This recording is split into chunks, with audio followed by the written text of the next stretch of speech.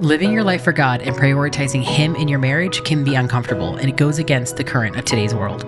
So we created a podcast to talk practically about our marriage and family, because we may make a plan, but God is the one who directs our steps. And that has led us here to Radical Direction. The following podcast is a ministry production of The Sevenfold. To find out more, go to thesevenfold.com.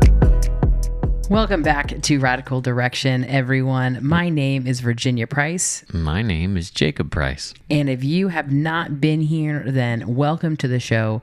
We want to say thank you to everybody who has listened to our trailer. At the time of this recording, our trailer is released, and we had just released episode 1, and the feedback has been really, really great. You guys are excited for the show, and we are just so pumped up by that. Seeing you guys, the people who are local to us, and, he's seeing you at church and saying, you're so pumped for it. People online giving their love and your support, sharing our stories, sharing our stuff. It really means the world to us. We want to impact a lot of people and a lot of marriages.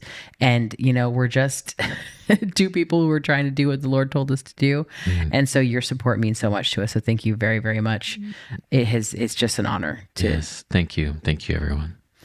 So what are we talking about, Jacob? What are we going to get into now that this is going to be our second episode? We're like a real show now. Uh-huh. We are talking about the fact that there are some things that don't come to the surface until you're married. Yeah, and there's a lot of cleaning up that people try to do before they get married. And as they're entering their marriage, they're trying to clean themselves up. They're trying to get themselves right. They're trying to get rid of some bad habits and stuff before they get married. But there's a lot of things that we just don't even know is there until we're married, until we're yoked with someone, until we're doing life with somebody. And then it shows up.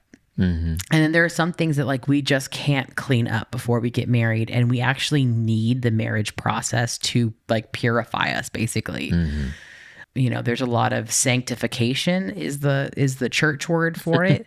But it's a big deal, right? It's a big deal for us to live our life with someone and do life with someone when you're married in that intimate covenant relationship, and then lean into it and allow all the things that are going on to change you for the better and get rid of old habits. And so we want to dive into all of that because, there's a lot of countercultural stuff that talks about, I thought that I could fix him. I thought I could change her. And, she's so close to being my perfect woman. And I just needed to, and it's no. I'll convert them. I'll convert them to be my perfect spouse. And really, it's okay, well, what the focus really should be is what is the junk that's in you that you can that God can use your marriage to your spouse to work out of you. And that's that purification, that sanctification that's getting us to a place where we are more righteous with our spouse, right? So that's what we want to talk about in today's episode. And before we get too deep into the episode, I did want to say that we are going to be talking about some sensitive, mature topics, if you will, this episode. Nothing obscene, nothing vulgar, no cussing or anything like that, but just there are some things in marriage and relationships that are just maybe not suitable for younger audiences. So if you have your kids in the car or you're doing something like that, maybe put your headphones, AirPods in, whatever, for certain parts of this episode. We do plan on, if we ever talk about anything like that, that's just maybe a little bit more sensitive, that you don't want to have that conversation with your kids yet, then we will, of course, preface every episode that has that relevant content in it at the start of the episode, so and you're aware.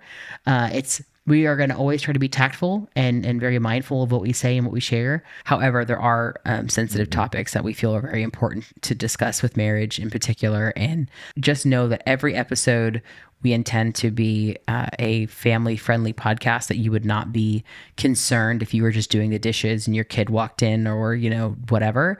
That is our goal for sure. There is a level of maturity to this particular episode, and you will always know that. When we started our shows. Marriage is a mature topic.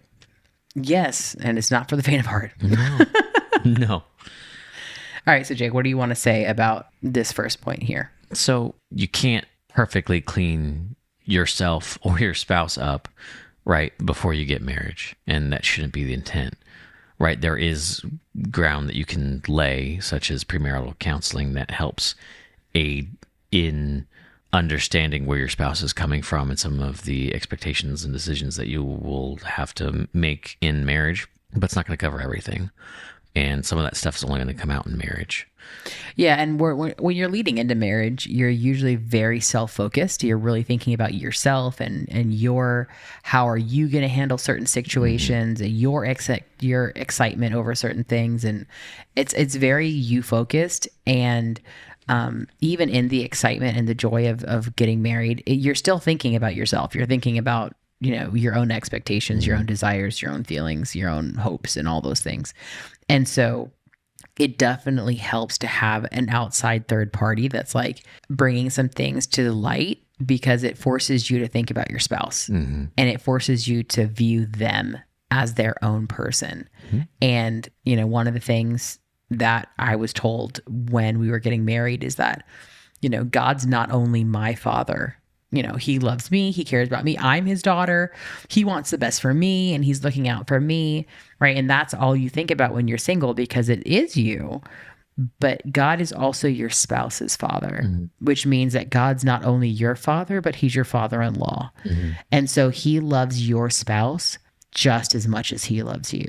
And like, from my perspective, my husband is God's son. And that he's my dad, but he's, God's son is my husband. And so there's that element where it really shifts the mindset. I didn't get it when we first were in premarital counseling, and that person told me that, like, yeah, but he's her father-in-law. Like, I didn't get that until way later, after we had been married for years, because then it hit, like, first of all, I had a way better understanding of the dynamics of parents-in-law, and that whole dynamic when you get married. But also it's like, it's so not self-focused. It is this creator loves my spouse so passionately. And so it really shifts the mindset away from me, to you, like your needs, your desires, just you and what you need and how I can best support you. Yeah, serving one another in love. Yeah. One of the things that we wanted to hit really hard with this one, this topic about not cleaning yourself up, is because, or not being able to clean yourself up fully, is because the fact that we have habits that are not godly habits, that can be, that don't reveal themselves until you're in this kind of intimate relationship with somebody.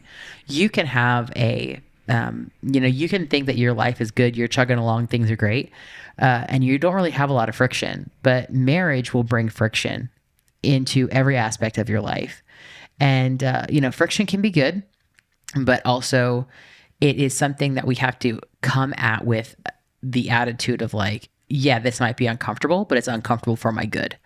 And one of the things that I wanted to share, and this is a very personal story, but it's just so indicative, and it shows such a great example of like, you don't know what's a problem until you are in this relationship, this intimate relationship. So Jacob and I had, a very rough, we were engaged for an entire year, and it was a really hard year. We were learning a lot of things about each other. We were learning a lot of things about just like how to be a decent Christian, honestly. We were both newly saved, but Jacob had been saved for a couple of years, whereas I was like brand spanking newly saved. And then, he was teaching me like fundamental Christian principles, like fundamental things, like this is a tithe, and this is how you tithe and why you should tithe. And like Jacob was a really great teacher for me in those early days of like really helping to understand just like fundamental stuff, because of course, like I was eager to learn and listen from him. This guy was going to be my husband, but it did not make it easy. And so one of the things that came to a head was that way before I got saved, in a different life, so to speak, I used to smoke cigarettes, and I probably did it for about a year, but it was always in response to stress. It was always a stress management tool. It started off as a social thing, but my life at that period of time was kind of stressful. I had a really great job, and I really loved my job life, but as a student, it was really difficult. I was away from home. There was a lot of things in my life, especially my personal life as well, that were really difficult for me. And so I started smoking mainly as a tool for it. It became a tool that I used for stress management. I also had some unhealthy habits in the personal variety. That is there a way that I can talk about this without actually saying the word? I don't want to even say, I don't want to say the word. Personal stress relievers. Yeah, that's a good way of putting it. Intimate personal stress relievers. I'll just leave it at that, and I'm sure you'll catch on to what that means. And I honestly didn't even know that was a problem. Like, I didn't know that was a no-no area, that you're not supposed to do that as a Christian. And I got saved, and very quickly Jesus spoke to me, and he was like, hey, we don't do that. Like, that's not okay. These personal moments are for your husband in the future. They're not for you to fulfill. And so, like, this is a no-go.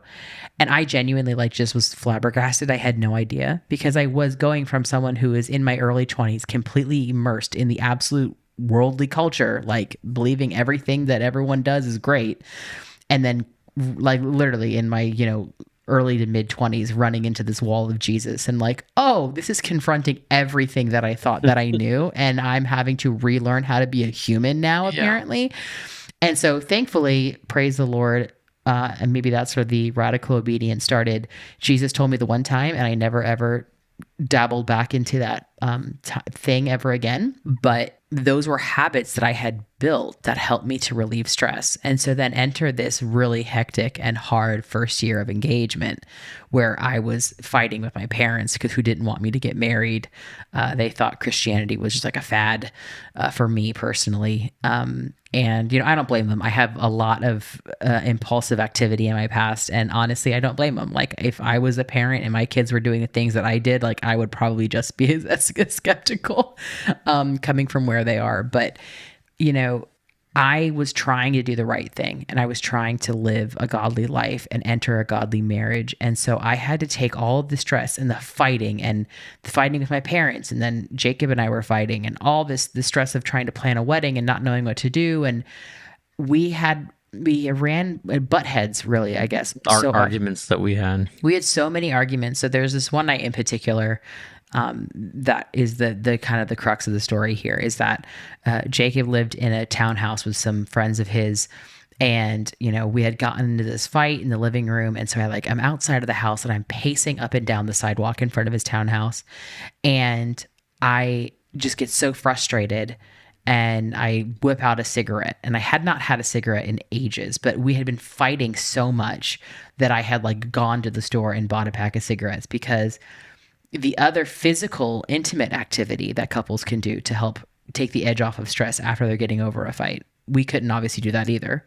And so I didn't know how to cope with my stress. I didn't know how to handle this frustration. You'd built up those habits over time that had been... Well, and so the thing about the smoking, it wasn't even a habit. I hadn't done it in years. And so it wasn't even a habit anymore. But it's kind of like you remove a primary one, and then that's why your body's like, oh, wait, I remember this thing that I can use. And the biggest part of it was when when you have a fight, but then you get over it, you resolve the fight, you guys come to you forgive each other, and there's this resolution. But then there's still that lingering tension that just needs to leave. Mm-hmm. And that is the thing that I had the hardest time getting over. I couldn't cross. It felt like I couldn't cross the bridge from we've just had a fight to things are okay again. Mm-hmm. And sex is a big thing you can use to cross over that bridge. Mm-hmm. And we couldn't do that. And then, smoking was a big thing that I used to do. That's why it became a coping mechanism, is because I didn't know how to get from one place to the other. And I remember smoking, and I did not do it very often at all at this point in time, because I knew it was wrong. I was convicted every time I did it, and Jacob hated it. Jacob vehemently hated me smoking. And I was like, but I don't know what to do. And I was so hot-headed that I'm like, you're going to have to get over it, because I can't do anything else. And so this is the only thing I got. And I remember just having a moment with the Lord, pacing up and down this sidewalk, and I throw my cigarette on the floor and I put it out. And I'm just like frustrated as all get out because here I am sitting here trying to be obedient and not smoke a cigarette, not do anything I'm not supposed to do. And then having to just wrestle with these feelings of I can't cross over from my mad to or better. And I don't know what to do. And I really had to just like yell out to God and be angry with him and at him and towards him and Jacob in order to give those feelings over to God because there was nothing else for me to do. The only thing that I could do, there was no outlet for me except give it to God. And that is such a valuable lesson to learn in your first year being saved. If you go through that and you learn, hey, the only way that you're really going to get good with any situation in your life is by first going to God with it and continually going to God with it. Like there are tons of people, I'm sure, who would save themselves so much heartache and headache if that was the default setting. Go to God, continue to go to God, don't stop going to God. He is your answer for every problem in your life. Yep. But that situation, as difficult as it was the reason how I got there. And Lord knows, who knows how long it would have taken me to get there if it was not for this confrontation that I only had because we were engaged and trying to live a godly life. Yeah, having those habits confronted with what's correct and true. Yeah, it's really hard. Like the whole point of that is that like there are these habits that we have that are not godly and they're not conducive to a godly marriage, and they're just not going to come up to the surface until you're placed into that relationship. Yep. So we can't catch everything. The examples you gave were two examples of habits that had formed that you didn't know were necessarily there or were going to be disruptive and that you were going to have to get rid of. And again, not always as evident is the history and the trauma that you've experienced throughout your young adult life from your whole life. Through your whole life, but premarital life that have formed habits. You know, maybe you suffered a trauma and, have like that fight or flight mentality where the habit that's formed is, I'm going to flee in the sense of intense stress or intense like an pain argument or something like that.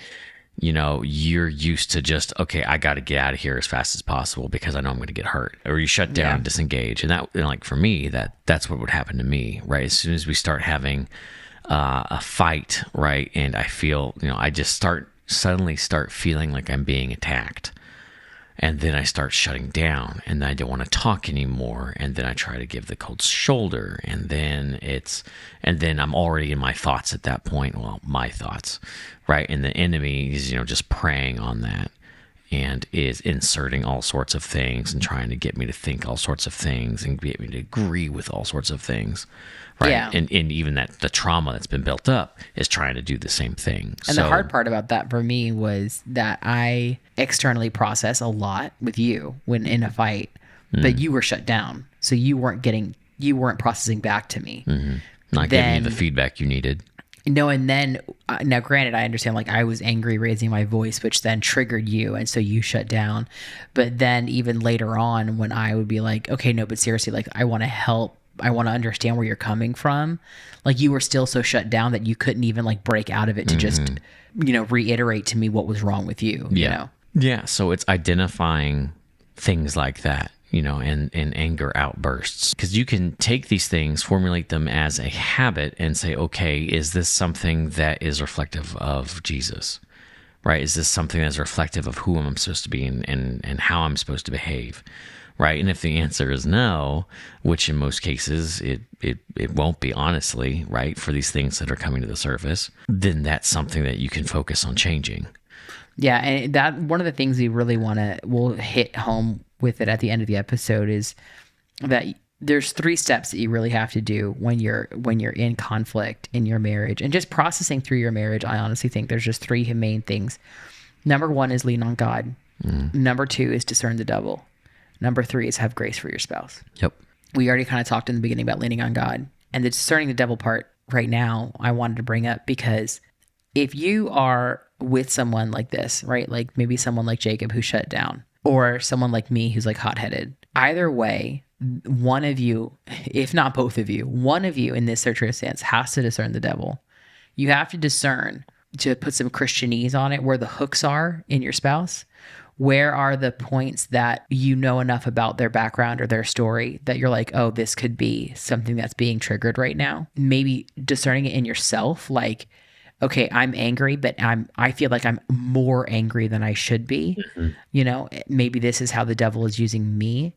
And then just keeping your discernment up in general, because if you can see your spouse shutting down or you see your spouse moving in a certain direction, if you kind of see the direction going, the conversation, the argument going in a certain way, you have feelings that are rising up in you, then one of you needs to be the one that uses that discernment and starts to bring things back down. Mhm. Whether that's humbling yourself, swallowing your pride, and being the first one to apologize, whether that's just saying like, hey, hold on, things are getting really heated. Like, we really need to take a step back and take a breath. Right. Like, Disengaging the need to be validated or justified. And even if you are right, it's understanding that where your partner is yeah. and what's going on is bigger. Yeah, because somebody needs to be the one that initiates that. And as Jacob and I have been married for a while, we've gotten pretty good at doing this together, where we both kind of recognize, like, okay, as soon as one of us says it, then for the most part, both of us kind of like step back. We're like, okay, because we've done it enough times to know that, like, yeah, we really do need to disengage. We need to take a step back. We need to take a breath. And I can't tell you how many fights that we've had where we are in the throes of it and we are just screaming at each other. And then the Lord just drops something in my mind. And I'm like, whoa. And I have to take a whole step back. And I totally have to eat crow, swallow my pride, do however you want to call it, and be like, okay, the Lord just showed me something. And this is really what the root cause of the problem is. And it's really hard to shift blame from your spouse to the devil. And it's really hard to shift blame when you're attacking in one direction to then switch to a different direction. Or even just to understand that, like, oh, I'm attacking my spouse, but really this problem had to do with this other thing over here. And I need to just disengage from attacking her. Because that's what the devil wants. Right. The devil wants to shift everything, saying, okay, no, it's their fault, right? And it's getting you to fight each other as opposed to fight him. Yeah, divide and conquer. That's his motto, right? A huge part of it is like discernment. Discerning the devil in these things, discerning yourself, discerning the Spirit of God, the voice of God, of what he's saying, being able to keep that ear open to listen to him. That is fundamental. So that's a huge thing that I really wanted to talk about there, is that discernment part of keeping that. Yeah. And I think just to tie into the last part of what we want to talk about is having grace for your partner, right? Because these are habits that have formed over a number of years, decades, right? That are being broken, and that can be really hard. Right, there's processes and procedures and things like that your spouse has established. Yeah, like I called my dad for everything. I called my dad for everything. My dad is incredible, man. He is super handy. Like, he was a master mechanic. He's retired, but he can. In my mind, he can fix anything. He can do anything. Like, my dad's amazing. But the problem is not calling my dad for advice, because there's plenty of times now in our marriage that Jacob and I will face something. We look at each other like, oh, should we call your dad? And I'm like, yeah. So we do it. The problem is that when we first got married, I would call my dad immediately, right away. I wouldn't even talk to Jacob. I wouldn't even I wouldn't even he'd be at work and something would happen. Like, I wouldn't even give you the 411. I would literally just call my dad right away. I wouldn't even go to God first. Like, I literally called my dad straight away. And because that's what I knew, right? Mm-hmm. Like, that's what I did my whole life, is I just called my dad. It was just like, oh, hey, right? I'm going to call my dad. And from a God perspective, like, that's a really great habit to build of but then of having that pattern of oh, I run to my father. If you don't shift that though from your earthly father to your heavenly father, then there's a big disconnect there. Like, that's right. Fathers are supposed to help to portray and show you what that relationship with the father is supposed to be. But that paints a really good picture of what I should have done. Just run to God for these things. But I didn't. And I would run to my dad. And Jacob wasn't very handy back then. He really didn't know how to do a lot of stuff in that handyman realm. Incredibly talented and gifted in a wide variety of areas that I could never even touch with a 29-foot pole. But I was really handy too. So I'm like, no, this is my realm of stuff that I can do and contribute to. And my dad teaches me how to do the things and I do them. So like, I'm just going to do that. But then How did that make you feel? well, then the outcome of that is me finding out by you telling me or me asking a question about whatever's happened, and then knowing that, okay, well, you called your dad immediately, and like you said, you didn't even give me a chance, and that was it. It was, but I'm your husband now, Yeah. and we need to work on these things together. Yeah. And even if I don't know, there needs to be communication. There needs to be trust. You still have the right to know what's going on. My goodness. It could trigger feelings of betrayal. It could it triggered feelings of inadequacy in me, right? And then that inadequacy could change to shutting down and being like, okay, well, I'm just going to be completely uninvolved, right? And I don't want to be involved with this because I know you're just going to call your dad again, right? And all that's unhealthy. That needs that was all trauma that had to get worked out. That's all insecurity and stuff that had to get worked out. But these are all the ways, of course, that our relationships can bring these things to the surface, which is why you can't clean all your stuff up before you get married. But one of the things that like I didn't even so that springs up these kinds of issues, insecurities, and whatever in Jacob. It reveals a flaw in my processing as well. But what it did also reveal that I didn't expect it to reveal was like me having control issues and being impatient. That's so not new. Like I knew that about myself. Like that's that's known. Okay. Anyone close in my life knows probably that these are the things that happen. However, I have gotten way better in the control department. I feel like I'm like so vastly improved in my needing for control, like so much. However, I'm still working on the impatience thing, like really a lot. But one of the things that this whole thing revealed was, I will just tell you this very quick story, is that we were preparing to sell our first home. And Jacob and I were going through the list of all the changes that we had to make after the home inspection. And a lot of our outlets in our house were either wiggly and like loose or they were dead. And so they all had to either be tightened or replaced. And the funny thing is that one of the things that we looked for in this home when we bought it originally was Jacob was like, I want a home with a lot of outlets. Because we always were running into this problem at our apartments where we never had an outlet where there needed to be. So we move into this house and we're doing, the tour and we're like, oh my gosh, there's outlets everywhere. Yes. So it was like such a dream. We loved it. Like every wall had multiple outlets. It was fantastic. I'm sure the code was like so not up to code or anything. But anyway, there were so many electrical outlets. So then we're getting ready to sell this house a few years later, and we have all this work to do. So Jacob had a buddy who knows electrician stuff. He comes over and teaches him how to do he replaced how to tighten the sockets and how to completely replace the electrical outlet. He's only there for a little while, teaches Jacob how to do it. They go through the house and test which ones are dead, which ones need to be blah, blah, blah, right? They have their list.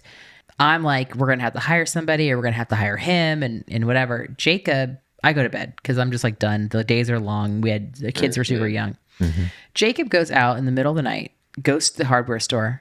Thank you that Lowe's was open till like 11 o'clock at night. Buys all the stuff that he needs, goes through the house one by one, cutting off the breaker, fixing the outlets, replacing the outlets that need to be replaced throughout the entire house. Poor man doesn't go to bed until 4 o'clock in the morning. So I wake up the next day, probably with a baby. Like, gosh, Jacob, like, what's going on? You're so tired. Like, I need you. And he's like half asleep. And he tells me, he's like, I didn't go to bed till 4 a.m. And he tells me why. And I was just like flabbergasted. I was totally floored. I'm like, you did what? And he had replaced like every outlet, like sneaking into the kids' room with a headlamp on while they're sleeping. Like he had done so much stuff over the course of the night. And it really just floored me. And what it humbled me and taught me immediately was, you know what? If I just backed off and gave him some space to learn how to do a new skill and gave him the space and time to practice and do it, then I would have so many problems in my life that would just go away by my husband doing them that don't require us to call my dad or a handyman or hire someone or anything. And it builds up your confidence and your abilities at the same time. Yeah. Yep.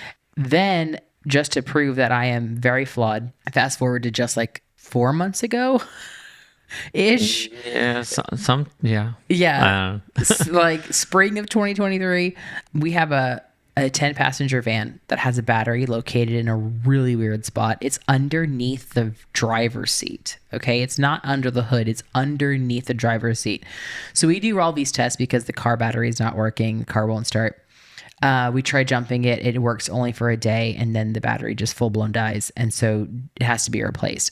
I knew this when we bought the van. That's how this van functioned. I knew this. So I had already decided back when we bought the van that should this problem, when it ever arises, it will cost us way more money because we'll have to take it to a dealership. It will have to get a full blown job done just to replace the battery. It's not like a Jiffy Lube in and out kind of situation. As soon as it happens, he tells me, I'm like, oh, that's it. Like we have to take it to the dealership. Like, oh my gosh, it's probably going to cost a few $100s. The labor is going to be a lot, blah, blah, blah. you need to tow it. Yeah, we'll have to tow it over to the dealership. Like, it's going to be so much money. And I was really kind of freaking out about it. And Jacob's like, I can do it. And I'm like, no, you cannot, because I've read the owner's manual. I know where it is. This thing is crazy. You have to remove a seat. We don't have the right tools. Like, this is way beyond our pay grade. Like, we cannot do this job. He was like, I can do it. Like, it's in the owner's manual. They wouldn't put it in the owner's manual if they didn't actually expect anyone to like have to do this job, okay, themselves. Took me a minute, but I was like, you know what? He has this track record that he has built up over the course of time, that if I just shut up and let go of my control issues and give him the space to do it, then he will do it and he'll figure it out. If not, he will have tried everything that he can try, and we'll know that we have to take whatever step we have to take.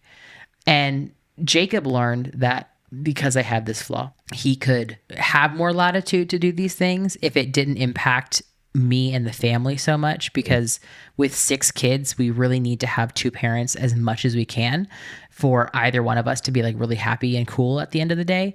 And so like he knows that, like, you know, from 2 to 7 p.m. being out in the garage that whole time, like that would have just sent me through the roof.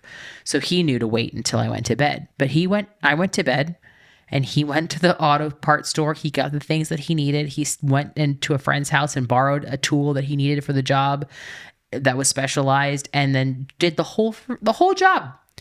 Well, I was sleeping, and then I woke up the next morning and the van was ready to go and it was fixed. I shared this story, 1, just so you guys know that Jacob is in fact awesome. And then 2, because there's a lot of these things like you're catching on, that time and intimacy reveal some of these issues that we have. And they reveal these habits maybe that are ungodly that we need to break. They reveal this trauma and these issues that we have.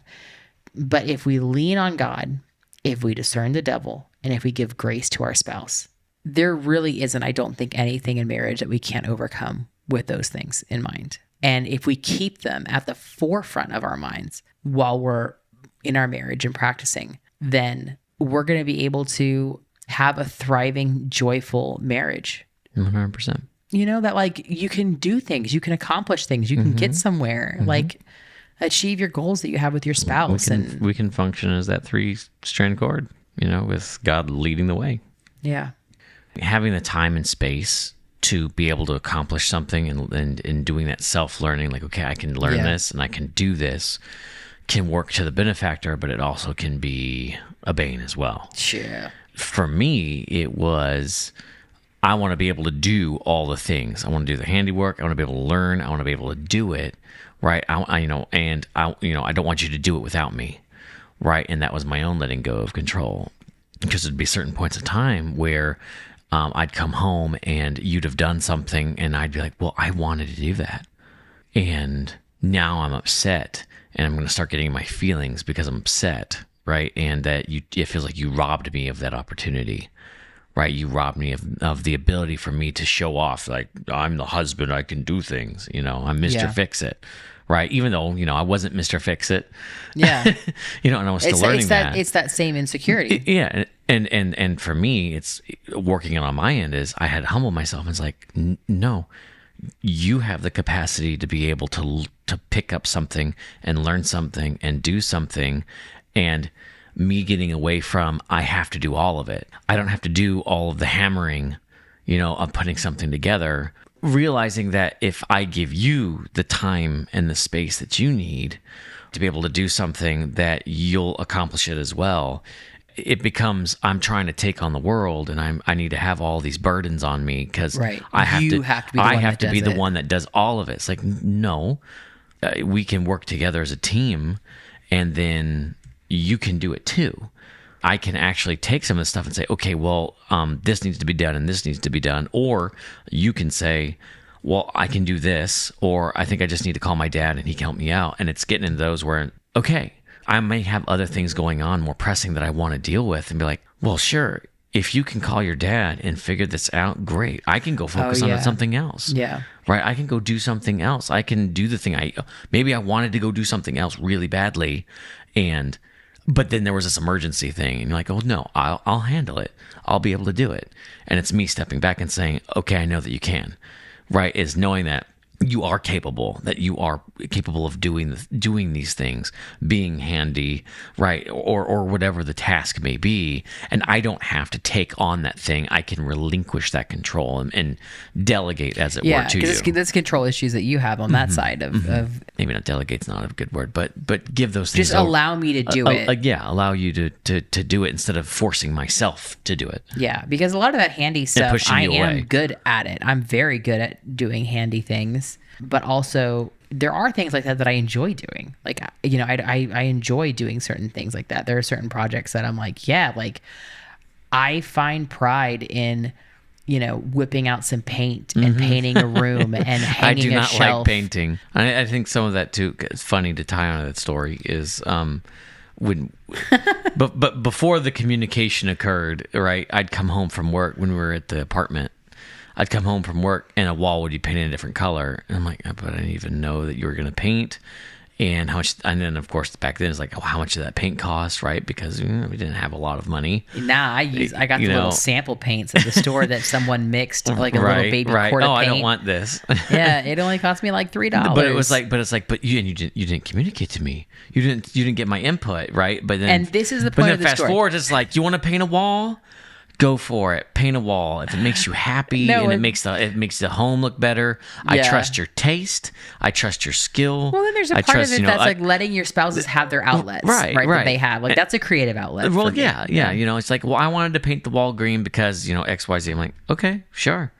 You know, and then setting the boundaries around that, right? It's like, okay, you know, we have a limited window when that can occur, so the kids don't get their handprint. You know, things are so much easier back in the day. All this stuff, right? So, but just to say that was kind of a funny callback.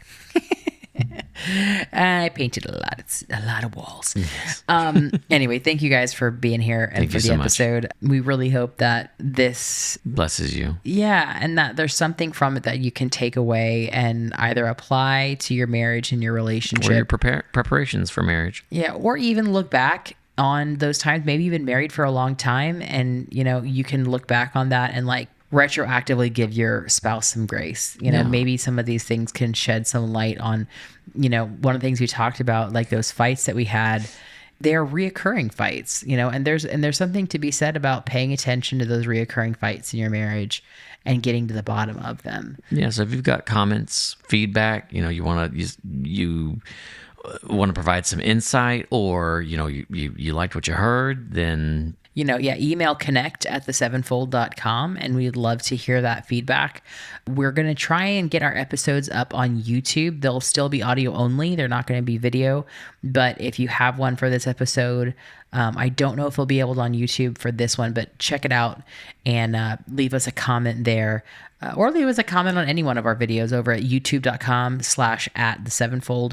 That's our ministry channel. The show notes of this episode have all of our links to our website if you want to donate to the show, our YouTube channel, our social media handles, all that stuff is linked in the episode description for this show. So you can find that wherever you're listening. And if you would screenshot your phone while you're listening to this and share it online, tag us at the Sevenfold Ministries on Facebook and Instagram, share it with a friend. That would just be really awesome. Yes. We would love to see you guys enjoying the show and hear what you guys have to say. Mm-hmm. So thanks for being here. Thank you so much. Go live radical. Bye, guys. Bye. This episode has been made possible by our generous viewers and audience members just like you. If you'd like to donate to the show to keep our ministry running and growing, producing more shows just like this one, please head to thesevenfold.com/partners to donate there. Thanks for joining us on this episode of Radical Direction. Until next time, go live radical.